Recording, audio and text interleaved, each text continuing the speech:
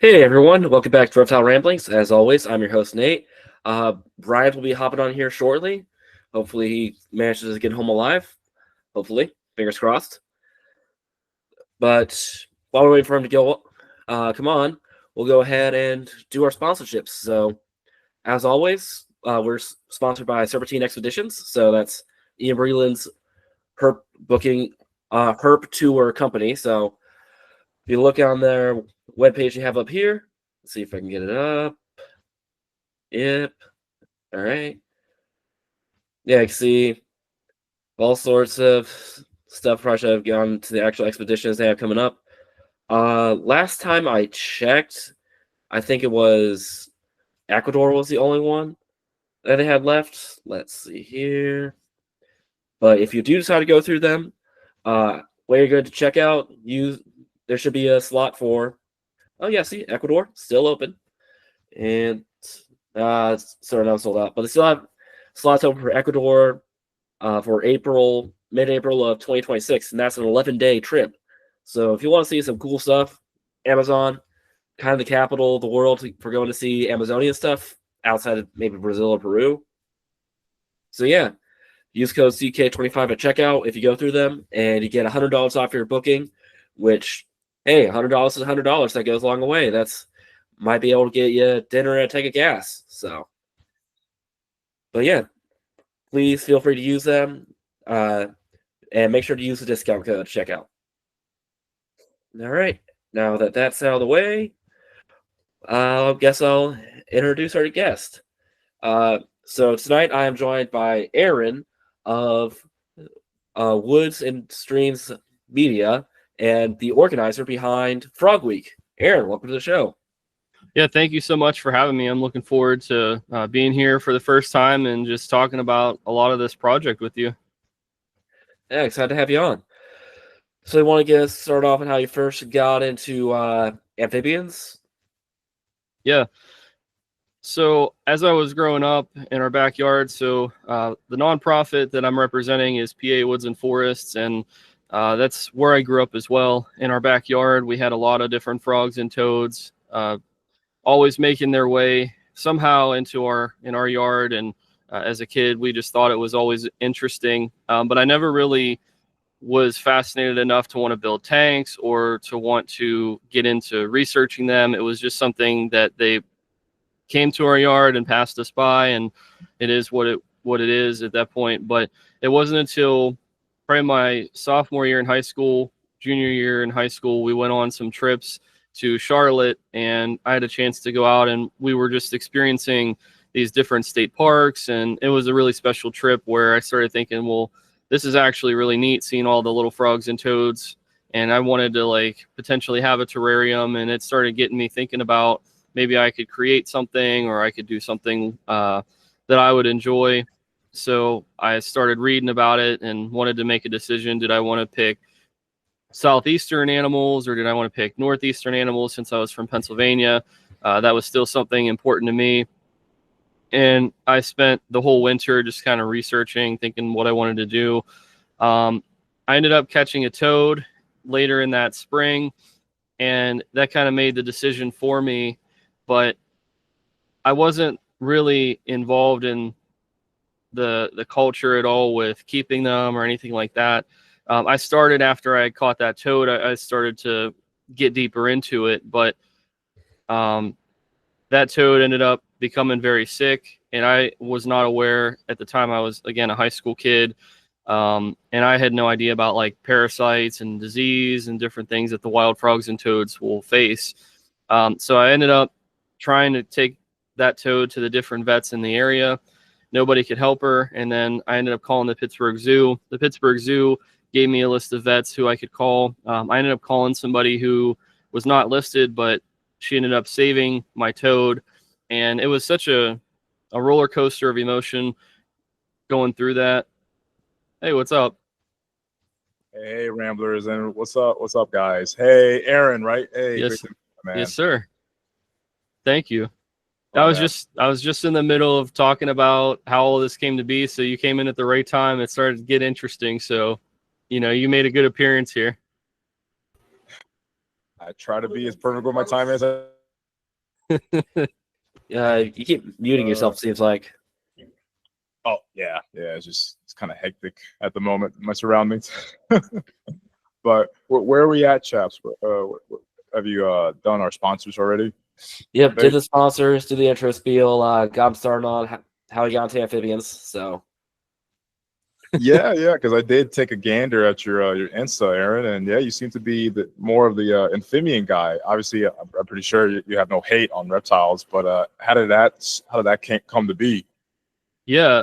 So, long story short, I wasn't somebody who grew up and wanted to get into keeping reptiles and amphibians. It wasn't until later in high school where I had caught a toad, and then that toad ended up getting sick, and it was pretty much like a Hail Mary, life or death decision. It was like a couple days until she was going to be put down in my hometown.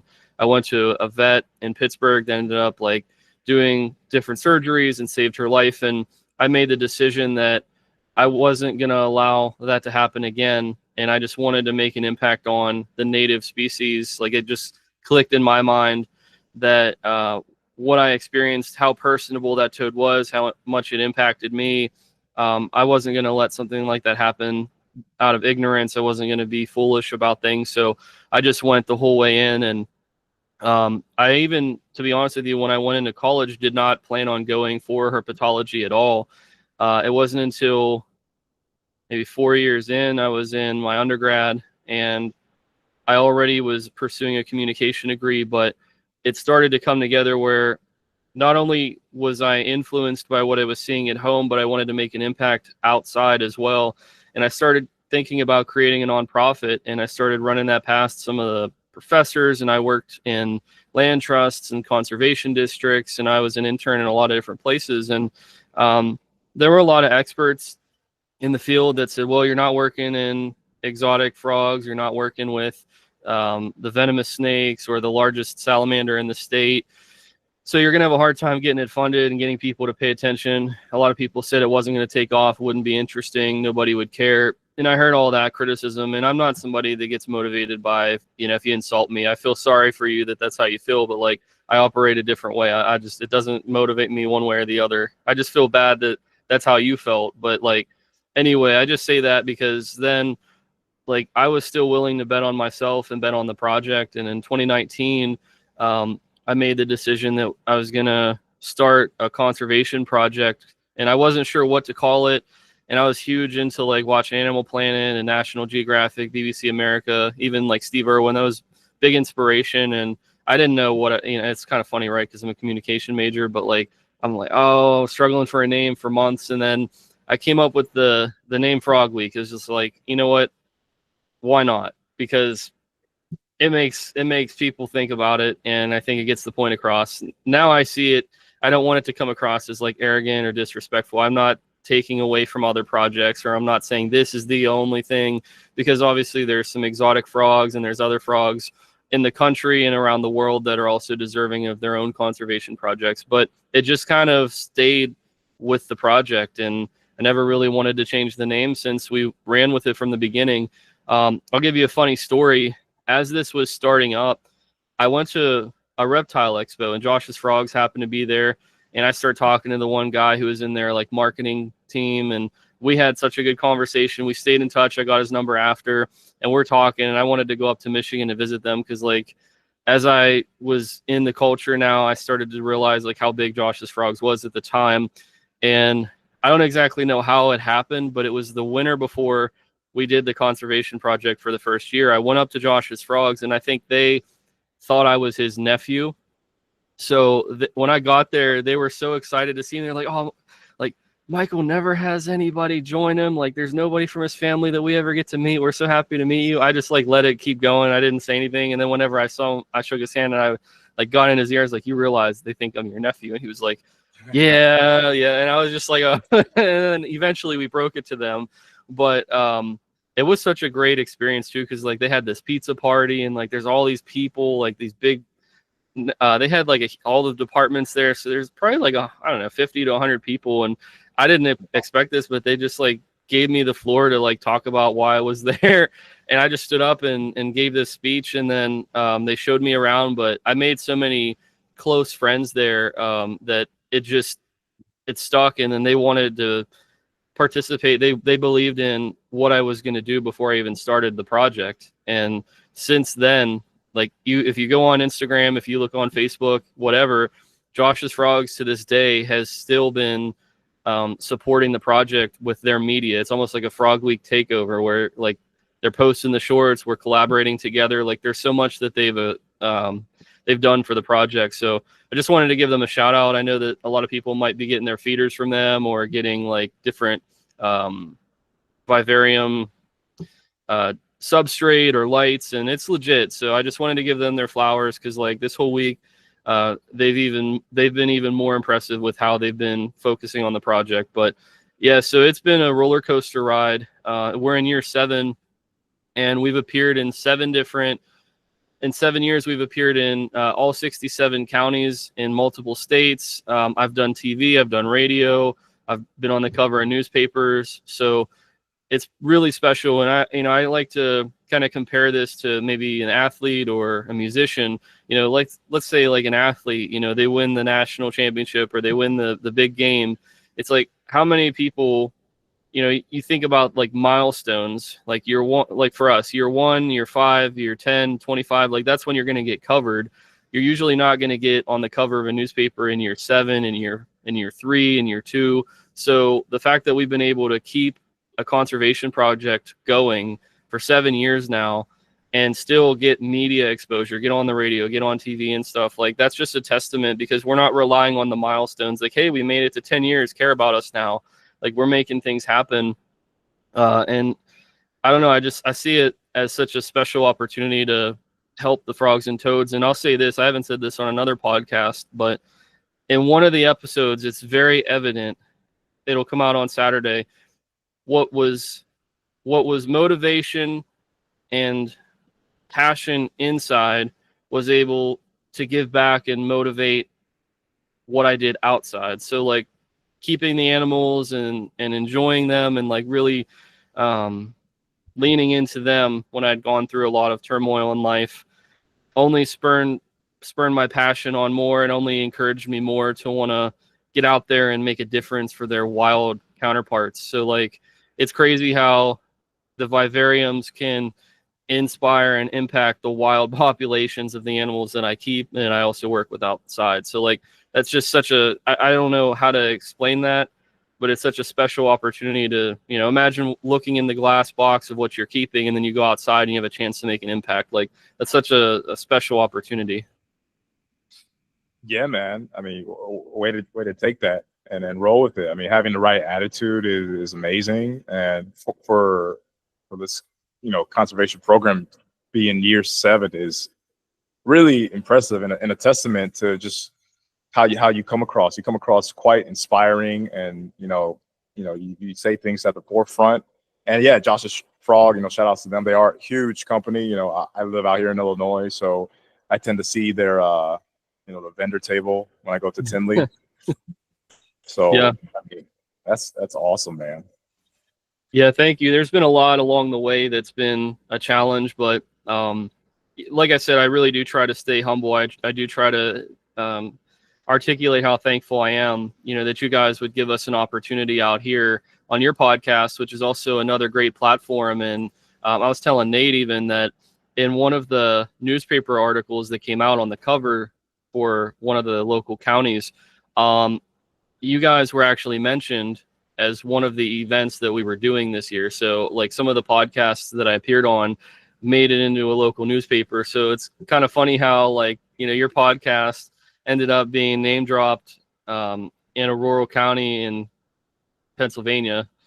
So I don't know. I just think that's really special, but I am grateful. And like I said, I try to make sure to everybody that, helps to lift this up that, I celebrate you guys as well. And I'm so thankful that you guys would give me the light of day to be here and talk about this stuff. Because there's so many people you could talk to, so many things you could be doing. And the fact that you guys give me an opportunity, especially on the week of the biggest conservation project that we're doing, is very important to me, and it means a lot. Yeah. So I've touched on the whole dominoes effect thing as well, specifically with me and Bryant, me a few years ago liking a few of his snake photos, and then back in April, wound up in Colombia. So Yeah, one thing leads to another, and then you just go with it. But I'm curious with these continuous frog weeks each year. Do you guys focus on a specific species, amphibian species each year, or talk a bit along what the previous frog weeks were and what is this up and coming frog week encompassing now? Yeah, so that's a great question. I'm glad you set it up like that. Thank you. What I want to say first is I'm here kind of representing two different entities, because PA Woods and Forests is the nonprofit, and that's where the field work is getting done. But I'm also here to represent Woods and Forests Media, which is the YouTube channel and the Instagram. So once we founded our nonprofit, our treasurer said, listen, Aaron, I'm not going to do taxes on this thing. Like, if you're trying to monetize your channel, like, you got to do something else. So I said, say no more. I gave them the name, because actually the name for my YouTube channel and Instagram and everything was PA Woods and Forests. And I had to kind of separate it out, but it gave me an opportunity then to create my own thing. So now I have a media brand, and it's kind of like a Hulu or Netflix where you could scroll through and there's like different shows. So like we have a hiking show and different shows about animals and a lot of really neat stuff. But anyway, so that is the platform where Frog Week comes out on every year, and it's been that way since the beginning. But I'd say the first year, a lot of people made remarks about how it just seemed like a kid out there in the field taking pictures and just kind of happy to be there. And I mean, in some ways, I think that's true, because I just got into conservation, what that was going to look like. I didn't really know how we can make an impact. We're not with a government agency. We're not getting funding from like a national source. So all of this is just through sheer passion, motivation, and the community wanting to embrace it. And we wouldn't be here if it wasn't for, of course, the wild frogs and toads, but also the community at large and the people and places out, even outside of Pennsylvania, like Josh's Frogs, that have never given up on the project, or me. The first year we were just trying to find populations and see how we could help them.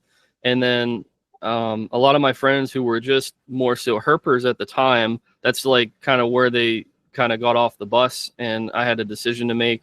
This isn't just like a herping experience. This is like, think of me as a janitor or a custodian, somebody who's going to go into a habitat and want to help fix things, or want to make things right, or want to like problem solve and like figure out like what's going on here. That's kind of the way I look at it. So a little different from a herper, and a little bit different necessarily from a researcher, because like I'm actively impacting the environment, not just writing it down, and I'm not just flipping a rock, and I'm not just photographing it either. So it's a little bit different than everybody is kind of used to. It's a little unorthodox from that perspective, but we have kind of created like a little logo, or tried to every year. It really started taking fire, I think, 2021. I'd say the way that you can think about it is almost like the sports games or magazines where they got like a cover animal, like cover athlete in a game, but like a cover animal. So it was like hopefully the highlight episode of that year was whoever was the logo animal for that year. And that's kind of the way that it's always gone. We would focus on whoever, it would be like the highlight episode, whoever was on the cover.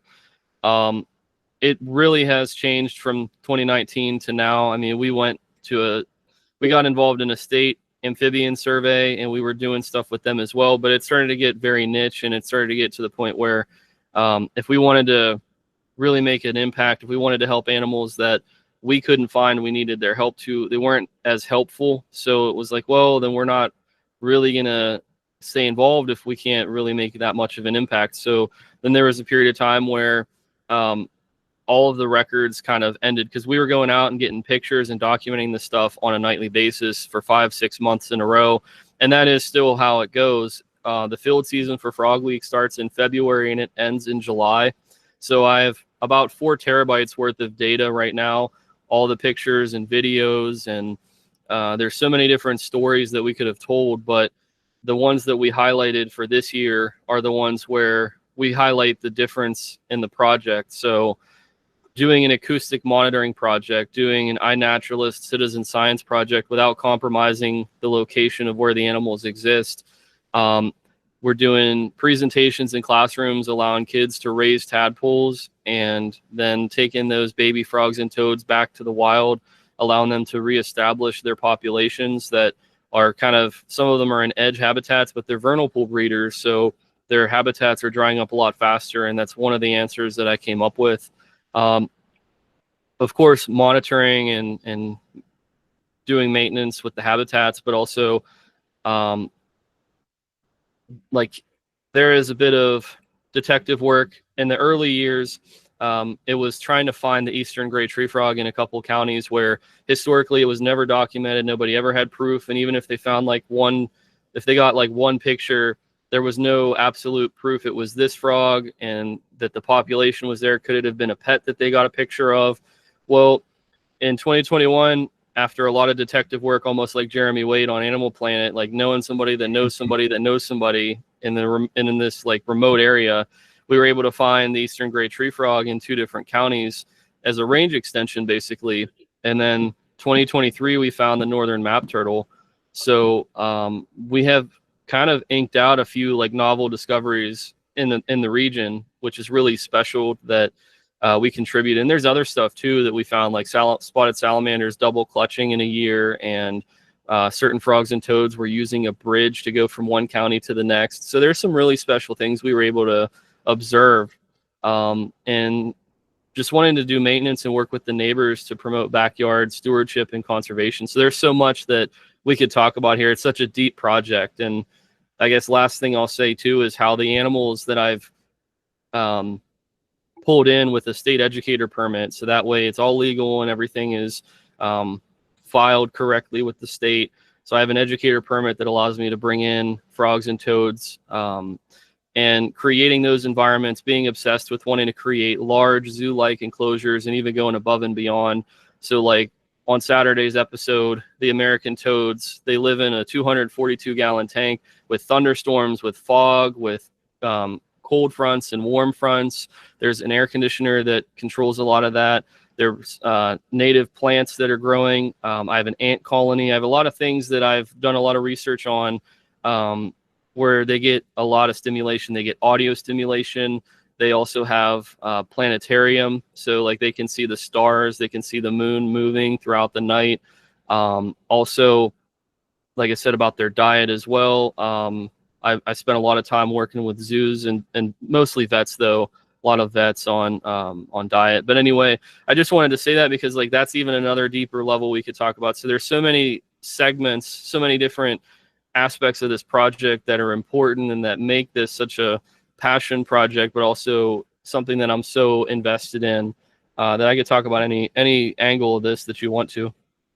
Well, my main takeaway, Aaron, is that you're a go-getter, and you kind of epitomize the saying where, you know, the old quote is, "It's lonely at the top." Well, I mean, it shouldn't be in a real world scenario, and you kind of epitomize that where it's not lonely at the top. I mean, you give credit where it's credit due. I kind of wanted to touch on a little bit of the collaboration side. Obviously, you mentioned zoos and whatnot. Anything with uni, like a university involvement? Yeah, so one of my alma maters, the University of Pittsburgh at Johnstown, I've done a lot of presentations there the last couple years, but we are talking about, so there's a couple things. One is they reached out to me. This might sound boring to some viewers. It might sound very intriguing to others, but they're doing soil judging. There's like a really big project. There's a really big like event that they're going to have on campus. And like they reached out to me to like film it and want to create content for it, which is really cool that I get a chance, since they're creating a new department for environmental science, that I get to like help them define that with media. But there's also opportunities where we've done like our first ever salamander walk this year, and we did some frog walks on campus. So I am looking to collaborate with some of the schools and make it make sense, though, too, not to just say, oh, I got all these places. Like I want to work with places that we can have that discussion whenever the camera's not on, or we can have that discussion and after the project is over. You know, it's not like, hey, come and do this and then be gone, depart from me, right? Like that's not necessarily like the kind of. So I look to try to build lasting relationships, and that's what I show with like Josh's Frogs, but also like Amphibicast and some of these other guys. It's been years. Like some of these places, like even where we've had some of our frog walks, these nonprofits we partnered with. I guess let me give you an example here. So PA Woods and Forests is a traveling nonprofit. I don't know if that's a concept a lot of people are familiar with, but we don't own land, which gives us the opportunity to work with whoever we want, but also gives us the chance to highlight different creatures or different habitats or ecosystems, or even talk about problems that might be taking place on other groups' lands. So we can magnify what other groups are doing and work in step with them, but also we could go work with whoever we choose. And I think that is a very unique strategy that a lot of people haven't utilized, and it is kind of difficult to define it, but it seems like it has caught on in this region. I mean, we do target 7 counties over 150 miles, but we don't right now own land, so that gives us kind of some opportunity to move around and work with people. Speaking of moving around, have you ever considered expanding Frog Week outside of Pennsylvania, say to like West Virginia or Ohio? Well, that's a good question. So last year, I really was trying hard. I wanted to get a couple other big projects that I knew of to like just collaborate. It didn't mean that they needed to take a back seat. Could we highlight their projects and magnify them? So and I have no problem with sharing the spotlight. So like there is Frog ID in Australia that takes place in the wintertime. And there's also like Project Golden Frog. And those are 2 really big projects, 2 really big initiatives that I really support. And I think they're great.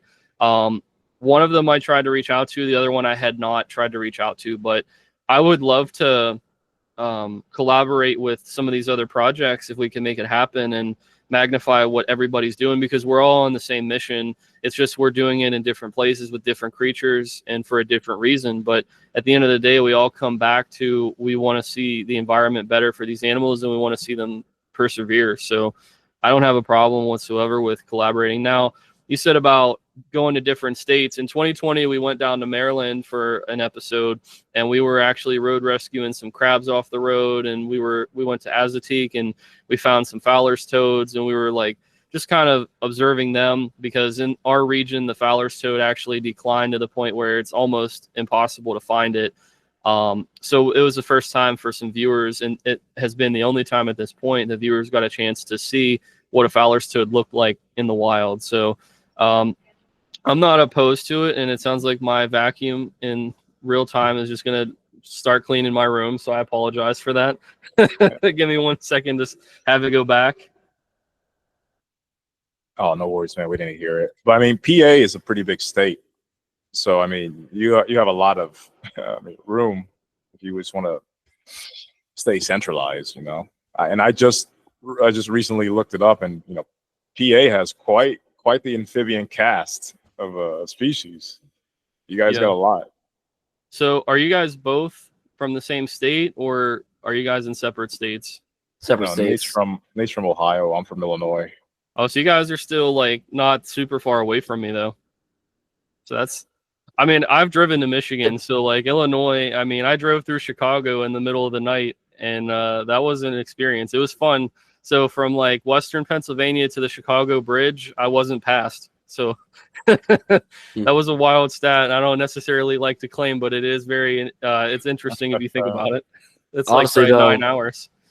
Yeah, honestly though, the best time to drive through downtown Chicago would be in the middle of the night.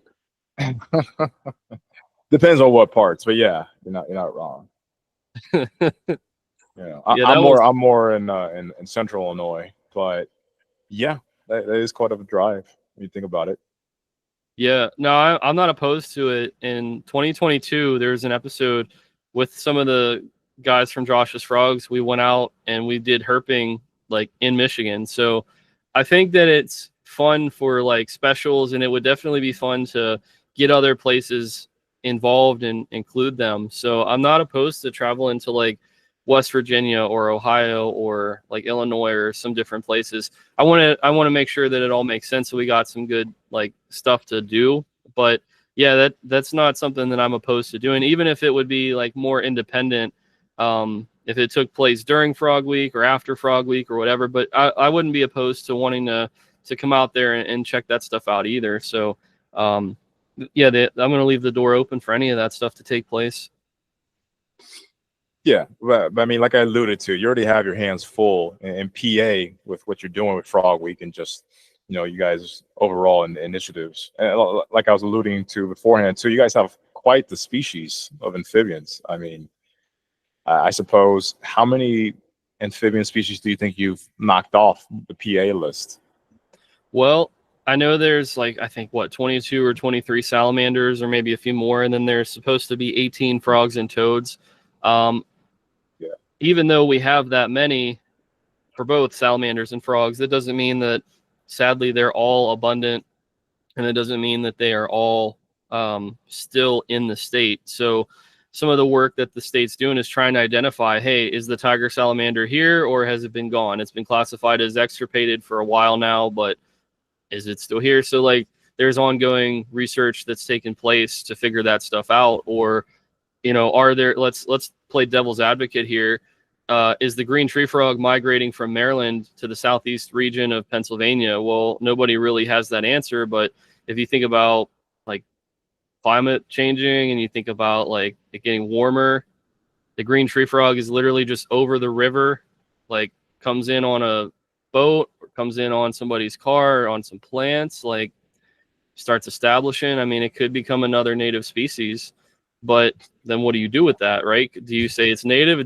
Is it truly invasive? Is it an immigrant species? Like, what do you call that? So it's, you know, but those are the same thing with the barking tree frog, which is in Maryland. And the reason why I bring that up is there's some suggestion that, and I'm not sure where I stand on the issue, but there's suggestion that the Cope's gray tree frog came in from West Virginia and Maryland, and that's why it's on the outskirts of the state. But it's moved pretty far, like towards the mountains now. So that's why I'm not, like I'm saying, I'm playing devil's advocate here. I don't necessarily know like if that is the case, that it actually moved in from other states or if it was always here and we just didn't know. But those are things that, you know, could potentially impact the project too. It's like, do we want to find that answer out, or do we want to go down and investigate a place? There are a few salamanders that do make appearances in Frog Week. So the spotted salamander has been notorious because it breeds alongside the frogs. I have a contact who reached out to us during one of our hikes this year, and they said about there might be a spot for Jefferson salamanders, and we've never filmed those before, and it's a unique salamander along the same line, same family as the spotted. So that would be really neat to see if we could help them. Very rare to find in our region. So again, that's another species that would be really cool. So some of the woodland salamanders are also just out there. They don't necessarily make the appearance in the project, but we do have for the nonprofit a couple target species. Like the slimy salamander is probably one of, if not the most abundant salamander in the state, along with the redback salamander. But the slimy salamander is just such a unique little critter. It'll actually guard its eggs, and they're you know, forest salamanders, so they're found away from water. You don't want to mess with them because you can get your hand stuck almost like super glue. But they're just such a cool little salamander, and I really do respect them. But we have about 7 or 8 different frog species for this project that we highlight. But that could change if we add another county, which we're in talks with. We could potentially add 3 more species, and now we're at 10 frogs for the project. So there's some interesting conversations taking place. I'm not gonna definitively go one way or the other with it because you just never know. But yeah, could there be other frogs, new frogs that we're hunting for Frog Week 2026? I mean, it's very likely. Yeah, and I'm curious. I don't really want to switch gears too much, but you said you have some captives. Like the way you're describing this toad enclosure, it's like, oh my goodness. I mean, that's far and beyond what most, I guess, you know, captive keepers would do for just what some people would say are kind of lesser things. But I mean that's amazing. I mean, heck, it's much more elaborate than what most zoos would do. Yeah, the way you're describing it, dude, it sounds fantastic. It's like, shoot, I'd move into that enclosure. It's big enough we could sit in there if you wanted to. So we could do the Wow. podcast in there. Oh yeah, Note sauna all night. yourself. Yeah, although if we have a high pitched sound, it's gonna hurt because it's an acrylic. It's I think it's 3/4 inch plexiglass. It was custom made by a place in Florida. But anyway, yeah, I can talk about that for a second. So I also am somebody, once the field season ends, and if I'm not looking at how we're going to build this project, I'm really nerding out in little details. How can I impact the animals that I keep? And I'm always selfish about spending time just going down these rabbit holes like, oh, is this something I could add? Is this something I could do? Is this plant toxic? Because you have to understand, for this project, I'm working with native plants that are from Pennsylvania. So like, you have to know, like, do they produce toxic berries? Because insects living in the ecosystem where the toads are will eat those berries, and then could they kill the toads? So like, there's so many minute details that lead into the bigger picture. It makes it even more interesting whenever you peel back all the layers of this. It is a very fun tank to film. I have a reverse osmosis system. I also spent some money investing in a rain barrel and other things as well. But like, I'll even go out. I've been growing trees just for leaf litter, so I can like get my own leaf litter. So it's not like I'm picking up off the ground where the grass could have been sprayed for like chemicals on lawns. There's no like incidental stuff that takes place. Like, I've spent years trying to make sure that I don't put the animals in harm's way to give them as close to a natural environment as possible. Their tank is going to get redone, and I'm really excited for this part. So imagine a little hillside stream, a little hillside like runoff after rainfall. You got water trickling down, and it looks kind of peaceful. Well, the frogs and toads will use that in the wild. So I've spent some time looking at a filter that has a UV clarifier as well, like a light attached to it. So that way I could sterilize the water, but create a little like stream running into a body of water for the toads. And then, we could even showcase how maybe the water dries up as the years go on, or as the season goes on. So that's kind of cool. But in Saturday's episode, what I'm really excited to show people, it's like a cold opening. Nobody knows necessarily like what's going on. And then all of a sudden there's a camera in the enclosure, and you start hearing an isolated thunderstorm taking place. But I have a waterproof camera that is in there, and you can see it from the one toad's perspective. Like, she hears the thunder rolling and she reacts to it. And like, it's what I've been trying to do for 5 years. So like, the fact that it took place so quickly and so like effortlessly, like that flow of the video, I think the first couple minutes, if you're not hooked, then I don't know what to say, but it's going to be pretty epic to see a thunderstorm roll in from a toad's perspective out in the field. Yeah, it's interesting you mentioned like native plants, taking note of what's there.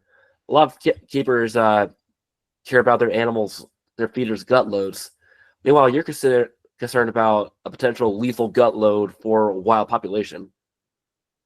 Yeah, I mean, maybe I could maybe let me clarify that. So also, I'm concerned if I bring in a wild plant to grow in my enclosure, could crickets or isopods eat that, and then my frogs and toads eat them and get sick? So I have to like be very careful I don't bring something in that could get them sick as well. Yeah, awesome, but very elaborate what you're describing. I mean, it's awesome. I mean, I'm excited to watch these videos and up and coming ones. So you said you do presentations off location and whatnot. How many locations would you say each year you visit and present at? So I guess the way to break things down, and there's, ironically, today it's called Critter Talks, and that episode came out. So I go to schools and I present. This year we got grant funding. I brought pitcher plants, giant American millipedes, and tadpoles to the classroom, and allowed 10 different classrooms, 6 different schools to raise these critters. And I brought wood frog tadpoles. They had a chance to raise those tadpoles, and then once they became baby frogs, they went back to the wild, and we had a chance to share with them. All of the schools want me to come back, and they're also, some of the teachers have talked about the curriculum. If they don't have a lesson plan, or whenever I come back, either in the fall or the spring, they're going to show some of these videos and get the kids ready for me coming back. And imagine how that is going to go. Like, there's kids who are in like 1st grade, 2nd grade, 3rd grade, and all the way up to college. But anyway, like, so a lot of elementary school kids are going to watch content about these frogs and toads, whether it's out in the wild or in my enclosures. And then I have a chance to potentially bring some of those to their classrooms. So they get a chance to meet them. So imagine, like, if you got hooked on your favorite TV show in nature as a kid, and that person with the animals or whatever came to visit you, like, how special that could be for these kids to grow up and maybe become the next group of conservationists or whatever. So I'm looking to get into as many schools as I can. But when we're talking about field sites, if you're talking about in the 150 miles of 7 counties, I could say I could break it down where I think there's around 7 to 10 populations of wood frogs. There's probably like 13 populations of American toads. Spring peepers are at every single population. Green frogs are also, we don't really monitor the green frogs, the bullfrogs, and the spring peepers because they're just so abundant. And the green frog and spring peeper appear to increase. They're increasing, whereas the other species are not. Some are even potentially decreasing. So, yeah. Well, I don't want to take away from this, but just how great and immersive, initiatives like that you do in schools. I mean, maybe I was chatting with Nate about this or somebody else, but as we get further in the future with AI technology and screen technology and whatnot, it seems, and I'm already seeing it in these younger generations, there's much more of a disconnect from nature and people, and especially like native stuff. There seems to be more of a disconnect. So how fantastic that you and others, what you guys are doing is really inspiring. Like you said, you could inspire the next Steve Irwin or Jeff Corwin or something along those lines. Exactly. He was funny. Yeah, he was awesome. Yeah, exactly. So I think that gives a lot of credibility to the project, but I'll give you an example. So after I had done all these presentations to these different schools, I was with my girlfriend. We're out at Lowe's. Just randomly, I'm looking for plants or whatever, like just doing my thing. Had nothing to do with frogs whatsoever. We're walking down like a main part of the store, and this little kid with his mom, he's like, "What's up, frog man?" And he just keeps walking. And his mom was like, "Did you just insult him?" Like she didn't get it, but like there are people who, like, the kids are just like they recognize me. Even I didn't recognize. I don't know what school the kid went to, but it's just kind of funny how some of them are seeing me out there and they're just like, "Oh, what's up?" Like they're like, I was getting my haircut at a place and somebody's like, "Oh, I watch your videos." Like that's kind of cool because it's not a huge following for one, and we don't have like only 10 people in our town or in these different counties. So it's just crazy that it's becoming recognizable. And who would have thought somebody who watched a toad and saw its personality inside would get so encouraged and inspired to want to impact the rest of the population, and also take that same mission and want to encourage the next group of people who can make an impact on their life. So yeah, I think it's a really special thing, and I'm really happy you talked about that and brought that up too. I think that's going to be the future, and that's our target audience for PA Woods and Forests and the nonprofit. We want to build backyard habitats. We've just finished one in a Bible camp today. We installed a weather station. We got a little like habitat to try to attract vernal pool breeders, and we got some native like aquatic plants growing there. We also seeded the habitat with wild plants, and also we also put a bee house for leafcutter bees. So we're trying to build things in backyards and teach kids environmental stewardship, but now even like bringing that stuff to the classroom and letting them raise it or presenting it to them. Like I've seen them so invested. So it might be true where there's a disconnect, but if you go and you try to reach for it, if you try to like make an effort for it, they're still the same impressionable minds. It's still the same opportunity. It just depends on, like, for one, how bad do you want it? For two, what, like, they only care about if you're genuine, if your mission is authentic. Like if I went in there and started talking about something I didn't care about, they're going to fall asleep. They're going to start texting. They're going to pick their nose. They're going to do whatever. But like, if I go in there and start talking about how my life changed and how this is impacting the rest of the state and how like they could do this when they grow up, like you said about inspiring them, but just bringing reality to them, I think has really made the difference for this. Yeah, man. I mean, outreach like that is the future, is key. So, I mean, kudos to you, and perseverance. I think that's the main takeaway, is just perseverance and consistency, which is what you've been doing since you're in year 7, right? So, yeah. I mean, kudos to you. It seems like amphibian-based conservation efforts aren't really mentioned a lot or in the spotlight as much as you maybe alluded to before. Obviously, there's projects that are somewhat known, like Flatwood Salamanders, the Amphibian Foundation, Amphibian Foundation. Like there's organizations and whatnot, but they don't tend to take center stage as opposed to mammalian or avian or even reptilian conservation efforts. So it's great to have more diversity in that realm of conservation and just overall programs such as yours. Yeah, thank you. I appreciate that, because I think a lot of people look at what we do is, it's still kind of unconventional or taboo. Like people will say, it's native species. Like it's almost similar to like controversial. Like people will say, I don't know how I feel about that, but they also deserve our care too. And I get it. Like I'm not trying to go out and catch them all like Pokemon. I don't have thousands of native frogs and toads. I have so much opportunity to go and catch them. But anyway, I have a state permit and I have to be held to that, which is great. But I also don't promote like leaking their location. So like imagine this, I'm somebody who gets on the cover of newspapers and goes on TV, and I talk about a conservation project for frogs, and they're like, oh, where's it at? Is it in our viewing area? And I'll be like, well, it's in this county.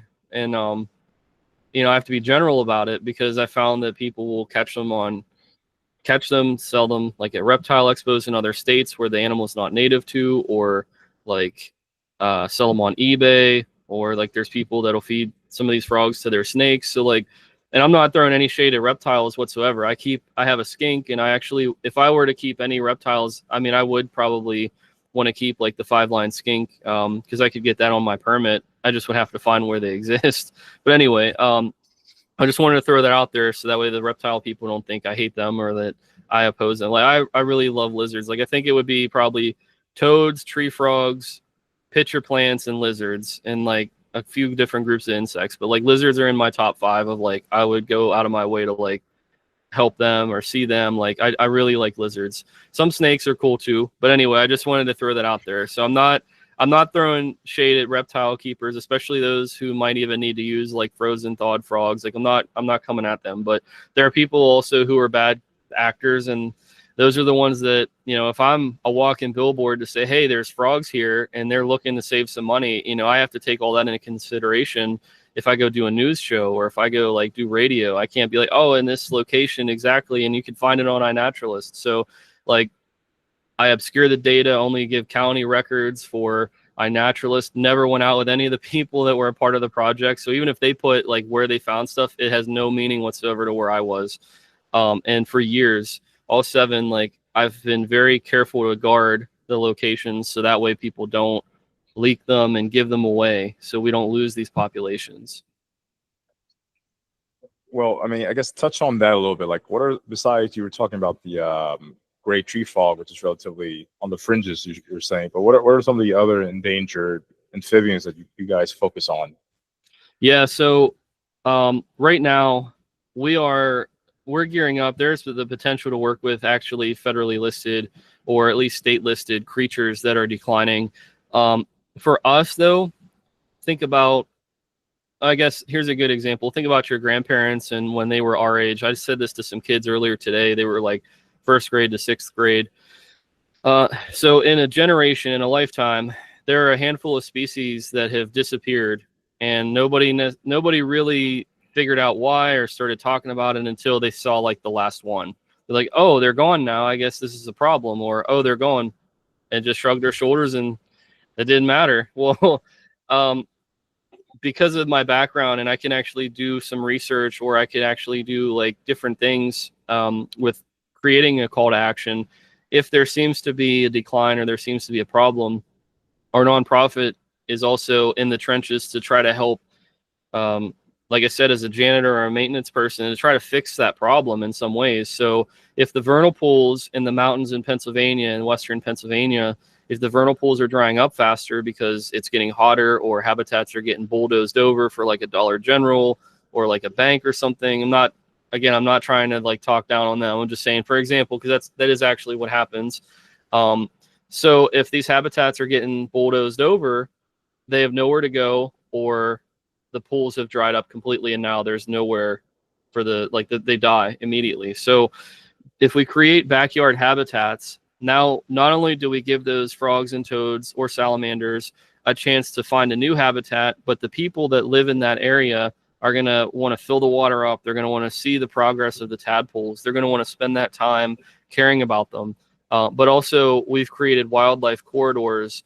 The state parks and the forests and the national parks and forests and everything, they have so much funding and people are getting paid to do those jobs.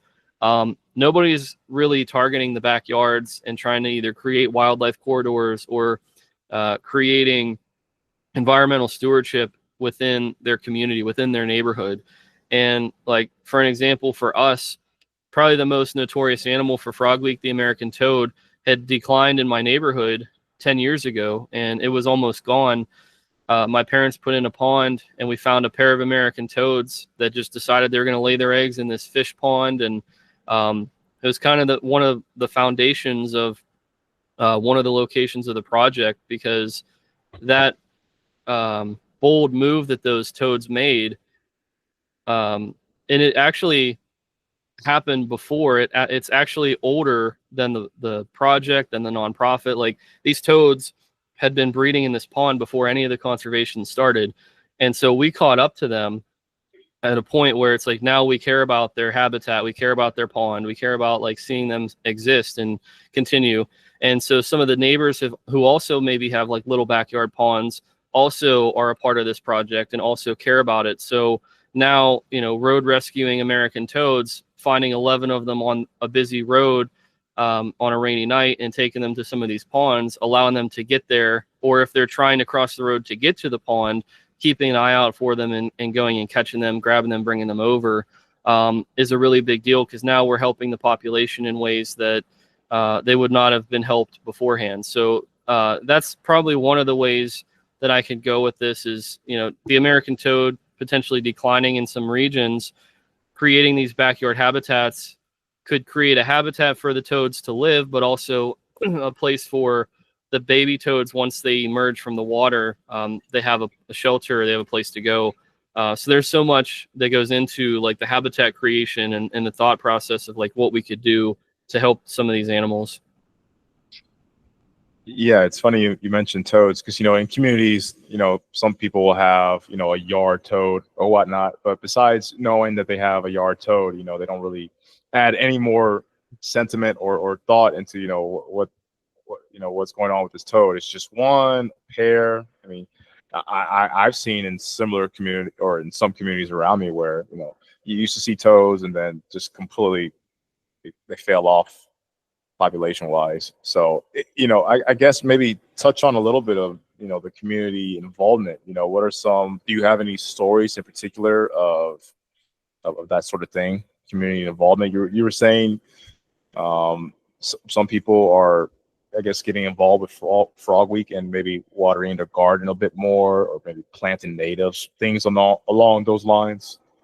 Oh, definitely, especially because we do things like frog walks, and we've had the public come out, and we've gotten some really good results over the years. So people who might not even want to become a volunteer, but they really appreciate what we're doing, they might go back now and want to water, or they might want to plant something, or they want to, they want to care a little bit more about their backyard toads. So they're looking for them, or they'll email sightings to us, which is really cool. I would say last year, the American toad episode, which has actually become the most viewed episode of Frog Week history at this point, it talks about how I went up to the neighbor's pond and we kind of highlighted how the toad population will move between the two ponds.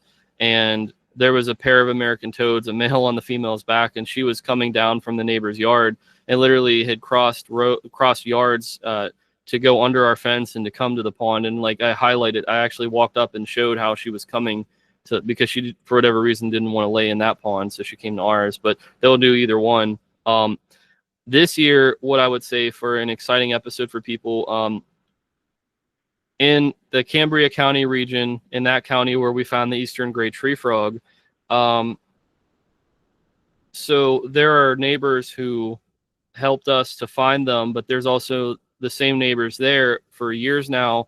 2021 was when we found the population, but there have been neighbors who have stepped up that go out and listen for them, or if they see them in jeopardy, like they'll move them off of a road, or like one place we're going to build a satellite habitat to try to encourage them to come to this place to reproduce, because some of the pools are drying up.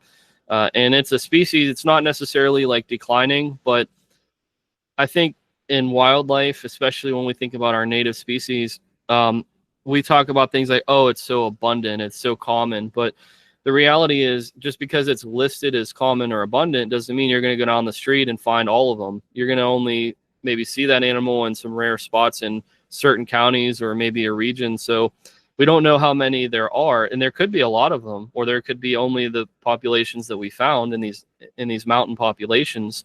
And how different are they if they're isolated from other populations in valleys? But anyway, the fact that we have some people who help out, and I want to give a shout out to Ed, who has been a big part of it. And if you watch the Great Tree Frog episode that comes out tomorrow, in 2021, you see Ed, and he's got like hair, and he's an older guy, but he's got hair. He looks really good. He's in good shape. He was real strong. He would shake your hand really firm.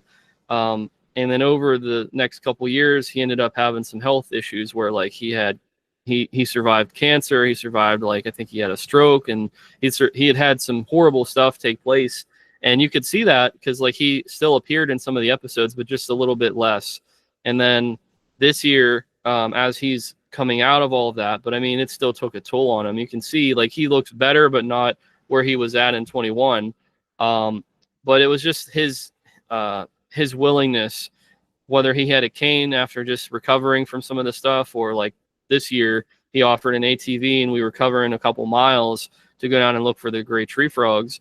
Like his dedication to this, his willingness, like if the ATV is out there, there was a spot where he'd put the key and like I could go and I could take it. And it's like the middle of the night, and I only met this guy because he had frogs in his backyard. Like, isn't that crazy? And like now I'm taking a big machine, like a big vehicle, and I'm driving around. Like that blows my mind. But there's some great people that, you know, they want to be a part of this stuff, and think about them having kids or their families, how that makes them feel valuable. Like they have a part of the story of keeping and maintaining these animals that some other people might not know exist, or, you know, it's their secret to keep. And a lot of people are really excited to be a part of it. So it is special to have the community involved. Yeah. I mean, being natural stewards, it's something relatively foreign to most folks, but once you kind of bring it into light, I think most people are in agreement that, you know, they can do a little bit more, or that anyone can do something or be involved in some type of way. For sure. Exactly. Yeah, exactly. And that's what I want people to get out of this, to think about it, reflect on how we can make the biggest difference. We can make the biggest difference with our wild frogs and toads if we choose to care about them. And it could even be reptiles, different snakes. It could be different lizards, depending on where you're located. You know, if you care about something, then you're going to want to go out of your way. You're going to want to make sure that it's taken care of. You're going to want to see it succeed. But if you just ignore it, or I think even us in like the community with like keeping reptiles and amphibians, sometimes we have a tendency to separate, like what I keep and what I do is separate from what's out there. But like if we could kind of break that barrier, like break down that wall and say, well, yeah, I'm keeping, even if it's exotic stuff, but like, I still have an opportunity. I still have a role to play in my neighborhood, in my community. It doesn't mean that you're going to tie into PA Woods and Forests, or that you're going to go out and like start your own nonprofit or get government assistance to like create an initiative. But just by choosing to not cause harm or not ignore or overlook the local populations is also, I think, it just as important. So I hope people will take that away from all this too. Yeah. And you mentioned something earlier about, I guess, species being abundant or seemingly so. I think most people kind of lack not the foresight, but I guess lack the concept of meta populations. The species may be abundant, but each population, maybe not so the case, as you kind of talked about with American toads. So that kind of leads me into with the surveying and whatnot. Are you saying you guys are also getting involved with habitat restoration for some of these species? So there's some different options that we have here. Whether we're building backyard habitats to try to encourage vernal pool breeders to get out of drying pools, or habitats that are going to disappear from like timber harvesting, or maybe they're polluted. We're trying to offer a better option for them. But there's also an organization we worked with where they have a bog, and they were trying to reintroduce a few species of plants that were lost. And the purple pitcher plant, which is native to Pennsylvania, we spent a lot of time, a couple years, trying to do some research on that area. And a lot of researchers came back and said that it once very likely existed in this place. The reason where I'm going with this is, so the purple pitcher plant is a shelter for tree frogs. So like spring peepers and gray tree frogs will sleep inside of the tubes, and they're actually immune to the enzymes that the plant has beneath it. So there's like a little liquid. It's like a water bottle that is half full or a quarter of the way full. And there's like an acidic enzyme that is at the bottom of the plant if you fall in the leaves.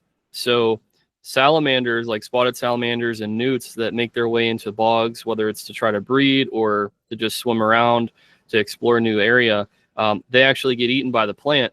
But tree frogs don't. They have a symbiotic relationship. So the plant can exist without tree frogs, but it also can benefit from them. And carnivorous plants do not get fertilized, so they have to rely on catching insects. But also, one of the ways they've evolved is that they have frogs eat the insects that they lure to the plant, and then the frogs will poop in the plant, and the plant will actually eat frog poop. I know that might not be the most appetizing thing to talk about, but creating another little shelter for tree frog species, just something as small as that, but it's so much of a talking point. It's a carnivorous plant, and it lives in the mountains in Pennsylvania. It eats insects and salamanders, but it's a frog shelter. So, and it lives in the same environment as them. So that's one thing that we were doing too. Like, are there certain plants that we could bring to the habitat that would make a difference, that would make an impact for wild populations? And whether it's that or it's creating these smaller habitats, honestly, even putting in these weather stations, these backyard weather stations, to see like what the rainfall is. So, we talked about meta populations. What about like microclimates, and how each habitat across 150 miles might have experienced the summer differently? Somebody got more rain than somebody else, especially when you talk about so much drastic elevation change, to figure out, how that impacted their breeding season. There's so much detail that goes into that even. And we were deploying trail cameras to see if we could find the target species, arrive, and see, what we came up with. And the last episode of Frog Week on Sunday, I was able to showcase, I have like 5,000 clips of trail cams with American toads wrestling. So people have a chance to see a couple minutes of that backyard octagon that they created in the pond. That's pretty cool. I usually wouldn't make the association with trail cam footage and amphibians, so that's actually really fascinating. Has it only just been American toads documented on these trail cam footage, or other species as well? Well, it's kind of funny because it originally was for the wood frog, and the first time we got it was, I think, 2 years ago, but it was very hard I don't know how the wood frogs know, but like backyard habitats specifically, they just kind of know where things are and they avoid certain things. So it was hiding in this dense vegetation. You could just kind of see its head. It was like we were getting odds and ends clips. And then this year for the first episode of Frog Week, I did like a Facebook Live and I said, oh, I got my trail camera and I'm going to try to put it up, but I have to go to work for 10 hours. And I was working overnight at the time. And so I put the trail cam out and I didn't realize for some reason it wasn't getting triggered. I don't know why it wasn't working, but it wasn't getting triggered by the wood frogs. And I was so frustrated because the night that I set it out would have been amazing to watch on the trail cam. So we started with like 50s and 60s and rain. And then in 10 hours, when I went back to get the trail cam, we had almost like a little flurry come down and the ground was completely covered in snow. Thankfully, the weather conditions were good enough that the wood frogs didn't just end their breeding season on one night, because sometimes that happens. They'll breed one night and that's it. So thankfully, I was able to go back and they were still breeding for a couple of days and I got some footage. But we did get some wood frogs in episode 1, trail cam footage of them swimming around.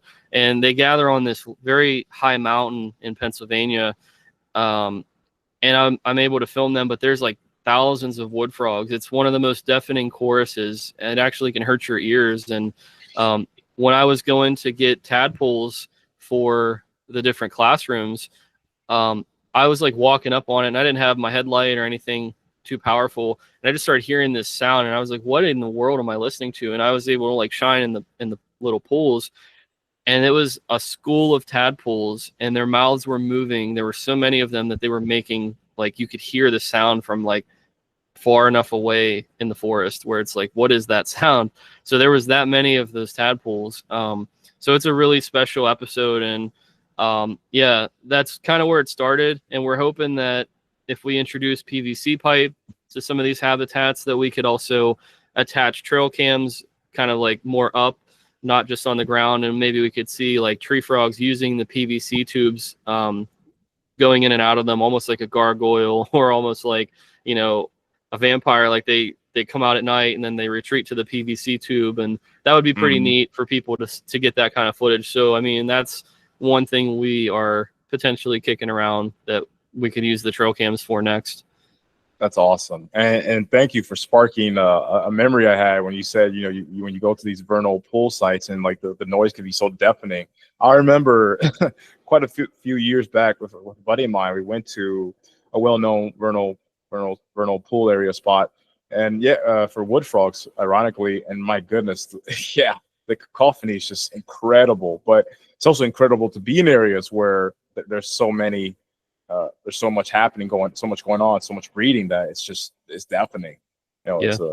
it's a good sign. You'd rather have that cacophony than not have it.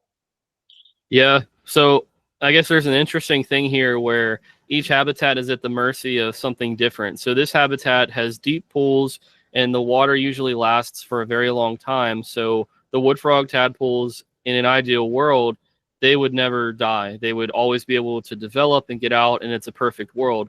So they don't worry about the pools drying up at this habitat because they normally won't. And if the weather gets bad, it's the top of a mountain, they're going to get the most rain dumped on them. So they're going to be in a good spot for a long time. But here's the problem, though. It's a catch-22, where other pools of water are drying up and need that kind of rain. If you have already a lot of water in the pool, then what happens is you start flooding and that water starts traveling. So then the tadpoles also start traveling with that water. And this year, I went out on a pretty heavy rainstorm to the top of this mountain, and I was very surprised to see that there was a little stream that had been coming out of that larger body of water, and there were tadpoles that were getting caught, and they were like rolling basically down off the mountain. It was going into a wetland somewhere, but you never knew where that was going to go or if that was going to dry up. So I was literally on a dirt road on a mountain, like with a fish net, catching hundreds of wood frog tadpoles, whether they were going to classrooms or I was throwing them in different spots where the water was deeper, like to try to encourage them to not go and make the same mistake. But that was like hours trying to do that. And I would have not expected to walk up on something like that. But again, it's almost like a teeter-totter, right? Like certain places need that water, but other places they don't need that water. So it's like, well, do you hope for it to rain, or do you hope it doesn't rain? It's like, well, who needs it more? So it puts you in a very odd spot sometimes. It is, because some could say that's active management, and others could say, well, why not let nature be nature? Why interfere when that, naturally that seems like a dispersal event, but like you were alluding to, well, maybe you should take that. Why? Like, why not let? Why interfere? I think you got a lot of really good insight too. So you could have easily taken that, but I'll just say that even though it sounds like, and there's a episode, actually, the bullfrog episode this year, we covered that, where a bullfrog in my backyard, it was fight or flight. It ate an American toad, and this is almost like a little toad hatchery. For 10 years now, they've been coming here, and the American toads in our backyard have kind of adapted. They've almost like evolved to be smaller to avoid cars. So if you're smaller, you're quicker, and it's faster to cross a road, but you're also at the mercy of a larger bullfrog. You're the perfect appetizer for a bullfrog. And it had been eating a couple of them, I think, because it was chubby enough where it looked like that. But I would not do this in the wild, and I always leave this open for people to feel however they want to. I don't want you to necessarily take my side, but like, I panicked when I saw it. I don't know why I did, but I actually went into action and was very strategic and careful how I opened up the mouth and pulled the toad out of the bullfrog's mouth. It was like little toes twitching. It was literally an inch away from, that was it. Like, that toad would have been eaten and it would have been over. But that toad has actually now gone to a lot of schools, and I've done presentations with, since he cheated death. And I feel like it was somewhat selfish. I didn't put him back in the wild. But to get back to like our point here, you could say, well, do I just leave it be? Do I just let the bullfrogs, who also were born in this area, persist? And like, what happens if they eat 3 American toads a night, and we go from 18 toads down to 3 or 4, and then the next year down to 0, because it takes 2 years for the American toad to become mature enough to breed. So we could have lost them all to these 2 bullfrogs. And that's kind of where you have to ask yourself, so like, what are you willing to get involved in? Like, what makes the most sense? There's going to be winners and losers. Like, how do you base that? How do you judge that? And even though that's a harsh reality, that sucks, we're not trying to like take away from the bullfrog or discredit the bullfrog or like make people hate them. But at the same time, we're also not trying to make the American toad to be the most valuable thing in the project. So like, trying to walk that line and try to remain unbiased and try to remain like objective. Sometimes like it.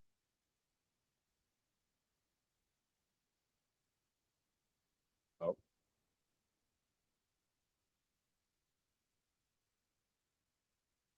You still there, Aaron? Yeah. Oh, okay. Can you hear I me? don't know what happened. Yep. That's Got you now. just went in and out. But all I was gonna say was like, what do we do here when we have a decision to make? And like, if those pools of water are drying, the last episode of Frog Week this year, there's like a compilation of stories that didn't make the cut to be like an independent story itself. There was enough content, but like, there might have been some context missing or something. So it's almost like the last episode is a compilation of what could have been multiple episodes. And one of those episodes, there's a population of toads that they lost for an entire mile radius. All of the puddles are gone. They dried up. They're not coming back. The habitat is gone. There's one location left, and it was probably the most inconsistent. And so I would go to this pool of water, and as it was starting to dry up, I was bringing 40 gallons of water, dumping it into the pool, and it was like looking at it for the last time. And the reason why I feel like that's important is because if it's the last population, the last breeding site that I could work with this population, does the population completely collapse and go under? Do they travel? It could be a bit of both. What about the spotted salamanders that have site fidelity? There's a lot of like different things. So like, if we ask ourselves all of these questions and we really dive deep, we start to understand, a lot of the conservation with wildlife, especially that's native, in my opinion, it's going to be like, it might literally just be you as the only person who cares about that one species or about that one gathering of wood frogs wherever you went, or the one gathering of toads that this is their last puddle that they could breed in. And then if it disappears, they're gone. what do we do with that knowledge? What do we do with that understanding? Like, do we just do nothing and let things happen, or do we get active and try to like make a difference? Do we weigh the options?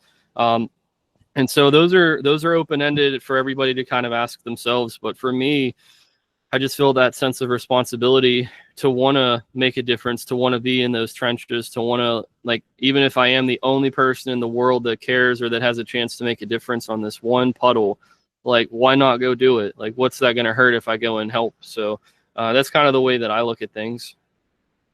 Yeah, and I mean, the caveat is in most conservation efforts of sort, you're going to have active hands and involvement, you know. But yeah, you bring up interesting points to reflect on.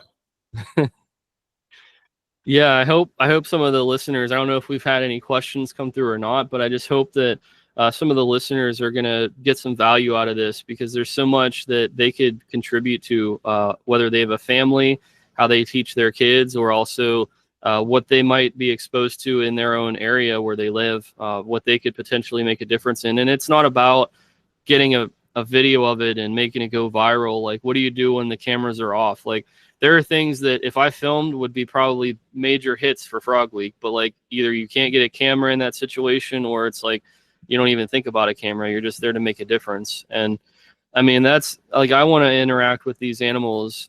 Like, once this is over for this week, the field season doesn't technically end. I don't just stop caring about frogs. Like, I'm going to be out there, but I might not be filming them. I might just be going and doing the maintenance or the habitat stuff, or evaluating new populations.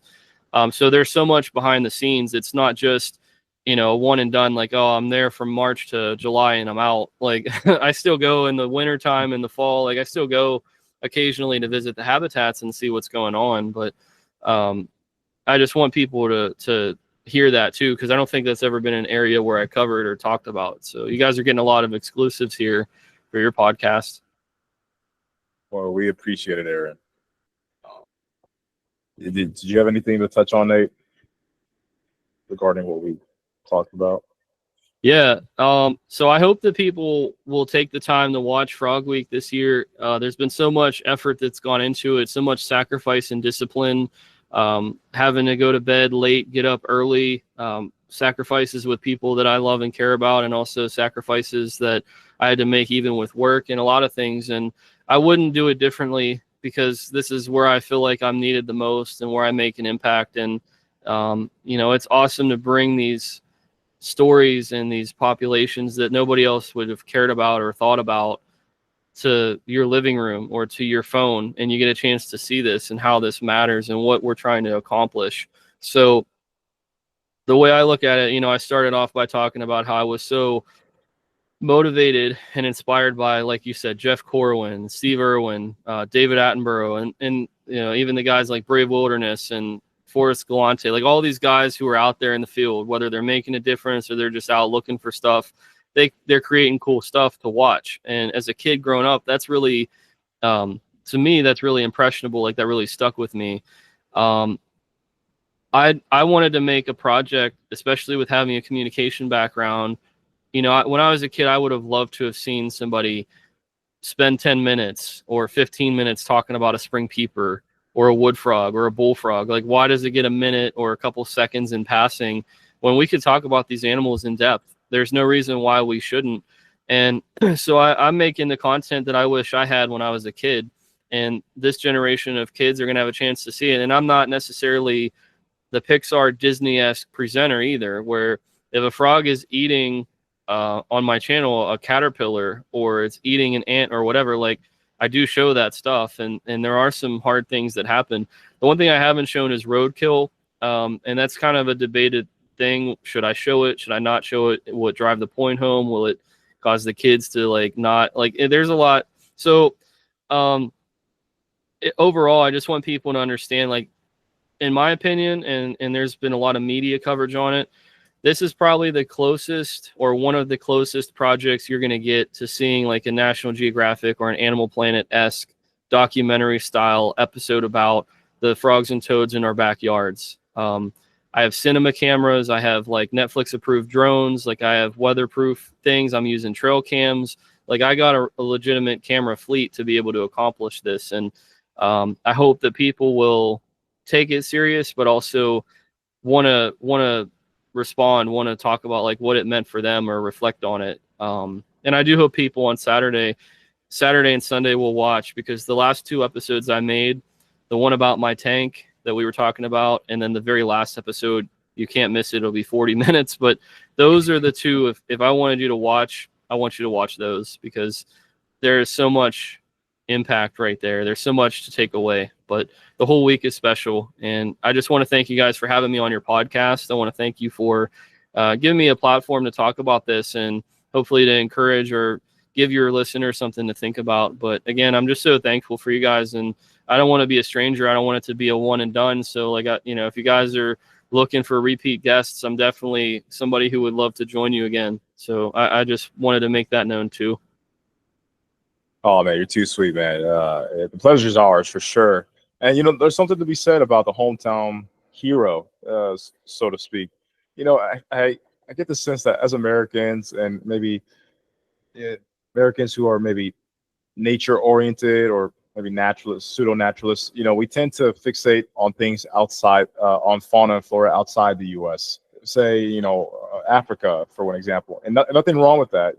We should be charitable and get into those efforts. But what about what we have around us, or maybe what or lack thereof? In your case, like we need to. I care about these critters. People should care about them too. And clearly, your passion is being driven tonight, and it's being shown. So yeah, why not? Exactly. A voice for sure. So you're doing the Lord's work, man. I can only see this thing growing and growing. It's people like you and podcasts like yours that are going to give us a platform to be able to reach people to do it. So, I mean, that's why I'm here. Awesome. Well, as we are winding down, we do this one tradition with most guests on, disregarding legality or funds. And I'm curious what your answer is going to be. Where would you want to go herp in the world? It could be the U.S. It could be, anywhere. But where would you want to go herp? What would be your favorite herping destination? So I can't necessarily. I'll give you the second one, because I'm going to always come back and say it's where I'm at now would be my first, because where I'm at. But I'm not just going to give that. It's not a cop out. It is real. But also, like, I'll give you another one. So I also have an Australian vivarium with frogs, like White's tree frogs and bell frogs. And I would love to go out to Australia. I keep saying once I get married and once we can take a honeymoon, I would love to go, because I actually have a few people I know down there. And I would love to, in the wintertime, our wintertime, their summer, like go and experience their breeding season. Like, can I find a bell frog? Can I find a White's tree frog? Like, now what do I do? Because I'm also being hunted. Like, I got to watch out for saltwater crocodiles. Like, that would be, I think people would want to see that. But also at the same time, like, I have a chance to work with the animals where I live. I want to know what they live in Australia and come back home and get to work on building an Australian setup too. I want to make it better. Yeah. Australia kind of is like, the twilight zone when it comes to our fauna and flora. It's all topsy-turvy. They're kangaroo or like our deer out there. And yeah, the salties would be very interesting. Obviously in the northern and western reaches, but still area. Well, maybe let me get a little more specific. Would you want to go up like in the Northern Territory or Queensland or Western Australia? I'd like to check out Melbourne, and I'd like to check out. Of course, I'd like to go see the Australia Zoo, but like, yeah, I would like to see the rainforest as well in the north. I want to see like the white-lipped tree frog as well in the forest, because that's such a large frog. And I'm not the kind of person that fantasizes over having like thousands of animals, but like I could easily see if the bell frogs passed away or something, like that might be another species that would be added into the Australian forest with like my 2 White's tree frogs potentially. But the white-lipped tree frog is a really special frog, and I'd love to see it. I heard from a guest we had on one like our podcast. He lives out there, and he was saying that the white-lipped tree frogs gather around porch lights in Australia, and they eat the invasive geckos. And like, that's crazy to think. That is insane, man. I think we may have lost Nate, but no worries. So yeah, thanks so much, Aaron. This was a blast of an episode. I'm sure people are going to take so much away from it, and we'll shout out all your socials out in the days to come. I am looking forward to Saturday, so that would be a pleasure. And to everyone else, to all the Ramblers, we will catch you in the next one. Bye-bye. Let's see.